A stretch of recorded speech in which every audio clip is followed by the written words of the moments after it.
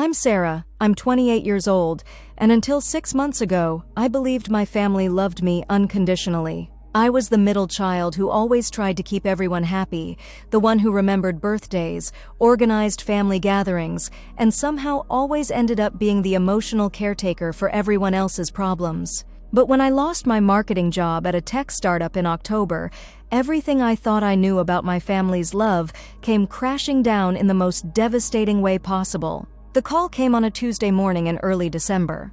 My mother's voice had that particular tone she used when she'd already made up her mind about something, but wanted to pretend it was a difficult decision. She told me that this year's Christmas celebration was going to be smaller, more intimate, and that maybe it would be better if I sat this one out since I was going through such a hard time. She actually used those words, sit this one out, like Christmas was some kind of sporting event I could just skip. But here's what made my blood run cold.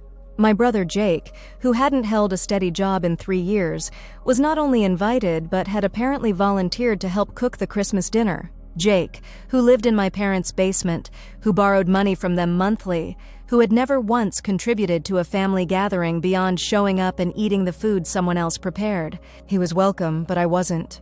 Let me paint you the full picture of how I discovered just how deep this favoritism ran, and how a simple Christmas uninvitation led me to uncover a web of lies that had been shaping my entire life. Growing up, I was what therapists now call the responsible child.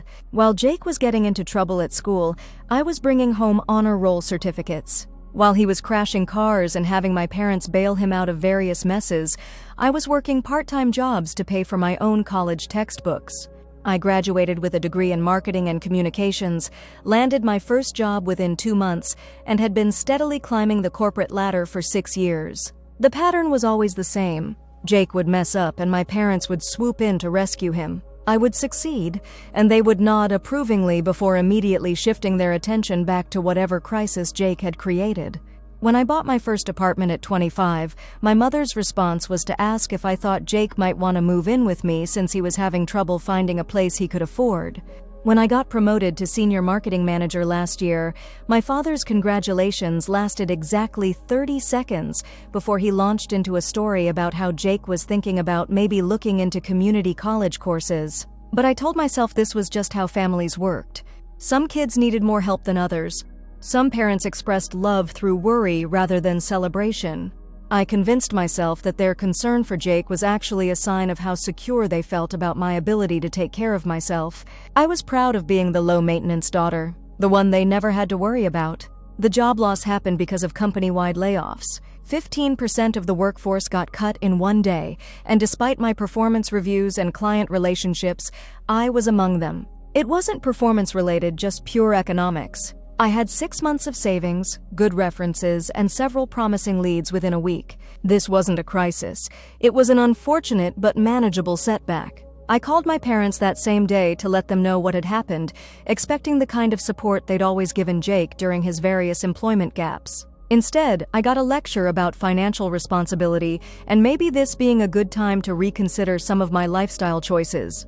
My mother suggested I might want to move back home temporarily, but when I said I was fine in my apartment and actively interviewing, she seemed almost disappointed that I wasn't falling apart. 2 weeks later, Jake announced he'd lost his most recent job at a local restaurant. The response was immediate and overwhelming.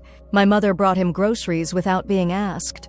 My father started making calls to his business contacts to see if anyone needed help. They drove him to interviews and let him borrow their newer car because his had broken down again.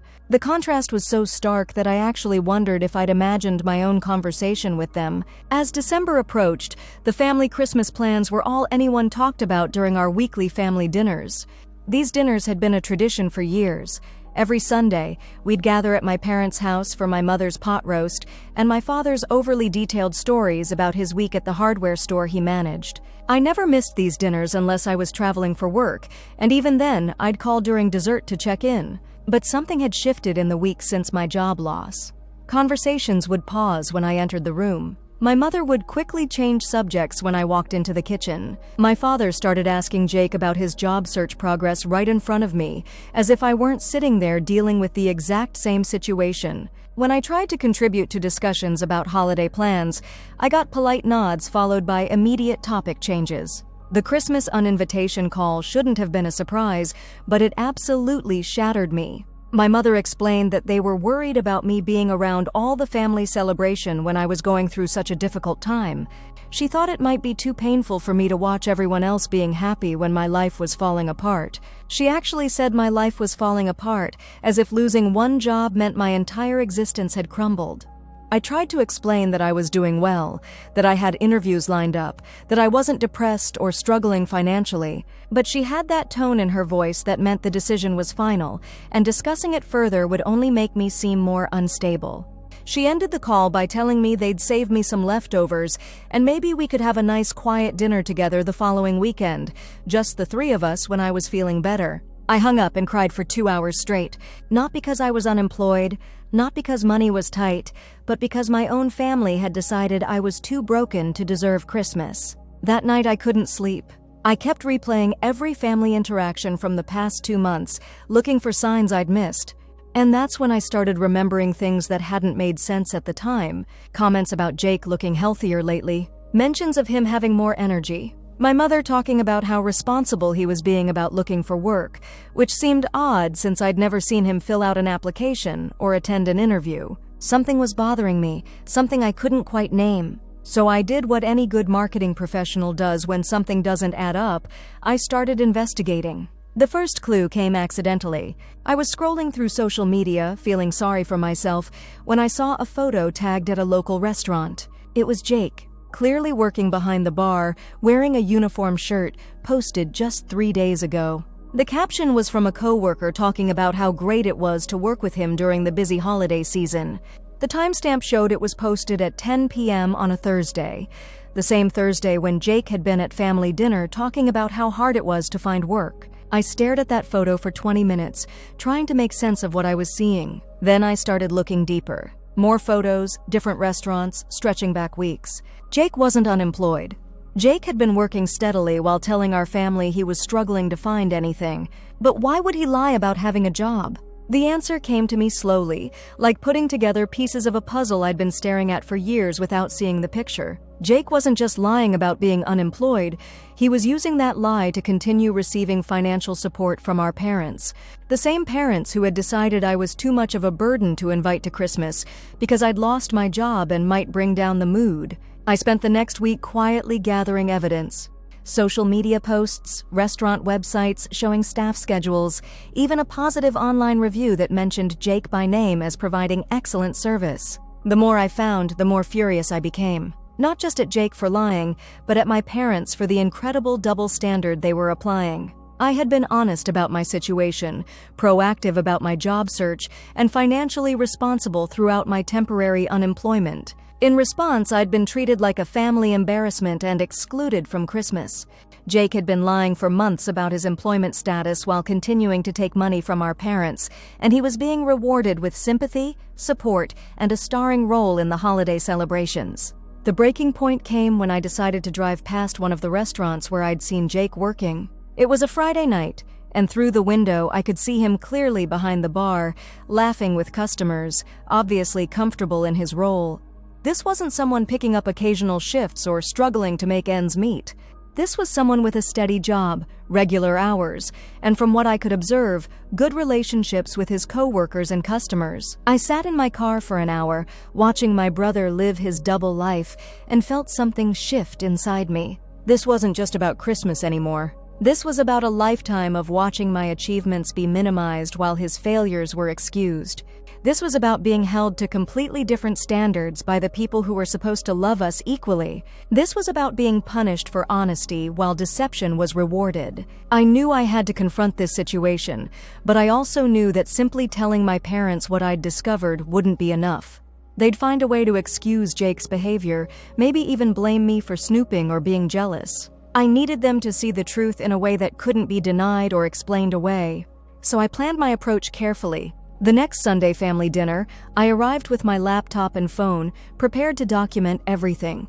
I let the conversation flow naturally, waiting for the right moment. It came when my father started talking about how hard it was for young people to find work these days, using Jake as an example of someone really trying but facing a tough job market. I listened to my father praise Jake's persistence and work ethic, to my mother worry about how discouraging it must be for him to face rejection after rejection. I watched Jake nod along, playing his role perfectly, accepting their sympathy and their weekly allowance with practiced ease. And then I spoke. I told them I had something to share that might cheer everyone up. I opened my laptop and started showing them the photos I'd collected. Jake working behind the bar. Jake in staff meetings. Jake being complimented by customers and coworkers. I explained that I'd been doing some research about local employment opportunities and had discovered that Jake was actually doing quite well for himself. The silence that followed was unlike anything I'd ever experienced in that house. My father's face went from confusion to understanding to something I'd never seen before, genuine anger directed at his golden child. My mother kept looking between the photos and Jake, her mouth opening and closing without any words coming out. Jake tried to explain at first. He said he'd been planning to tell them that he'd only just started working, that the photos were old. But I had dates, timestamps, evidence spanning months. I had screenshots of his work schedule showing full-time hours. I had documentation of his lies stretching back to before he'd claimed to lose his previous job. What happened next revealed everything I needed to know about my family's priorities. Instead of being angry at Jake for lying and taking money under false pretenses, my mother's first concern was how hurt he must have been to feel like he couldn't tell them the truth. My father worried that we were being too hard on him, that maybe he had good reasons for keeping his employment secret. They were making excuses for him even as the evidence of his deception sat right there on the table. But when I pointed out the double standard, that I'd been excluded from Christmas for being honestly unemployed while Jake was being celebrated for being dishonestly employed, suddenly I was being too sensitive, making everything about myself, stirring up drama. That's when I realized that this wasn't about employment status at all. This was about something much deeper and more painful. This was about the fact that in my family, I would always be held to a higher standard while being given less support. I would always be expected to handle my problems quietly, while Jake's problems became family emergencies requiring all hands on deck. I gathered up my evidence and my dignity and told them exactly what I thought about their double standards. I explained that excluding me from Christmas while welcoming a liar and manipulator had shown me everything I needed to know about where I stood in this family. I told them that until they were ready to acknowledge the favoritism that had been poisoning our relationships for years, and until Jake was ready to take responsibility for his deception, I wouldn't be participating in any family gatherings. I left that house feeling lighter than I had in months. Not because I'd hurt them, but because I'd finally stopped pretending that their treatment of me was acceptable. I'd finally stopped making excuses for behavior that was inexcusable. The aftermath was predictable but still painful. My mother called repeatedly, not to apologize, but to try to convince me to smooth things over for the sake of family harmony. She wanted me to understand Jake's perspective, to consider that maybe he'd been trying to protect them from worry. She suggested that perhaps I was going through a difficult time emotionally and wasn't seeing things clearly. My father's approach was different but equally dismissive. He acknowledged that Jake had made mistakes, but insisted that family was about forgiveness and moving forward. He reminded me of all the times they'd supported me over the years, as if their previous decent behavior somehow negated their current unfairness. Jake himself never apologized for lying or for taking money he didn't need. Instead, he accused me of trying to destroy the family and said I was jealous of the relationship he had with our parents. He actually had the audacity to suggest that my unemployment had made me bitter and vindictive. But something interesting happened in the weeks that followed. Word spread through our extended family about what had happened. Cousins, aunts, and uncles started reaching out to me privately, sharing their own observations about the favoritism they'd witnessed over the years. I learned that family members had been discussing my parents' treatment of their children for a long time, but no one had felt comfortable saying anything directly. My aunt told me she'd always admired how I handled myself with such grace, despite being obviously treated as the less favored child. My cousin admitted she'd stopped bringing up my accomplishments around my parents because their lack of enthusiasm was embarrassing to witness. Even my grandmother, my mother's own mother, called to tell me she was proud of me for finally standing up for myself. This external validation was incredibly healing, but it also made me realize how normalized the dysfunction had become in my family. People had been watching me be diminished and dismissed for years, and while they'd felt bad about it, no one had spoken up. The dysfunction had been so consistent that it had become invisible to those within it. Christmas came and went without me. I spent it with friends who had become my chosen family over the years, people who celebrated my achievements and supported me during challenges without keeping score or playing favorites. It was the best Christmas I'd had in years, not because I was being vindictive, but because I was finally spending the holiday with people who actually valued my presence. In February, I received a job offer from a company that offered a 20% salary increase and much better benefits than my previous position. It was the result of networking, skill development, and the kind of proactive career management that had always characterized my professional life. When I shared the news with my chosen family, they threw me a celebration dinner. I didn't tell my biological family about the job immediately. I wanted to see if they would reach out, if they would eventually acknowledge that their treatment of me had been wrong. My mother called once in March to ask how I was doing, but when I mentioned that things were going well, she quickly changed the subject to Jake's latest drama. Apparently, he was having problems with his roommate and might need to move back home. The conversation was so typical of our family dynamic that I almost laughed. Even when given the opportunity to repair our relationship, she chose to focus on Jake's problems rather than show genuine interest in my life. It was like a masterclass in favoritism, completely unconscious but absolutely consistent. That's when I realized that waiting for my family to change was like waiting for rain in the desert. It might happen eventually, but I couldn't build my life around that hope. I had to accept that this was who they were and make decisions based on that reality rather than on who I wished they could be. I've been working with a therapist who specializes in family systems and narcissistic family dynamics. She's helped me understand that my role as the scapegoat child was never about my behavior or my worth as a person. It was about my family's need to have someone to blame, someone to hold to impossible standards, someone whose problems could be minimized so that the golden child's problems could seem more important. The hardest part of this healing process has been accepting that my parents' love was conditional in ways I'd never wanted to acknowledge. They loved the version of me that was successful, independent, and undemanding. But when I needed support, when I was vulnerable, when I required the same kind of care they freely gave to Jake, that love disappeared. Through therapy, I've learned to set boundaries that protect my emotional well-being without cutting off all possibilities for future relationship repair. I've stopped attending family dinners, but I send birthday cards. I don't engage in conversations about Jake's problems, but I'm polite when we encounter each other at extended family gatherings. I've created space for healing while leaving the door open for genuine change. The most empowering part of this journey has been discovering my own worth independent of my family's validation. I've built a career I'm proud of, relationships that nourish me, and a life that reflects my values rather than my family's dysfunction. I've learned that biological relationships don't automatically deserve priority over chosen relationships, and that sometimes the most loving thing you can do is to stop enabling harmful patterns. I want to share this story because I know there are others out there who are living with similar family dynamics. Maybe you're the child who's always held to higher standards while your sibling gets endless second chances.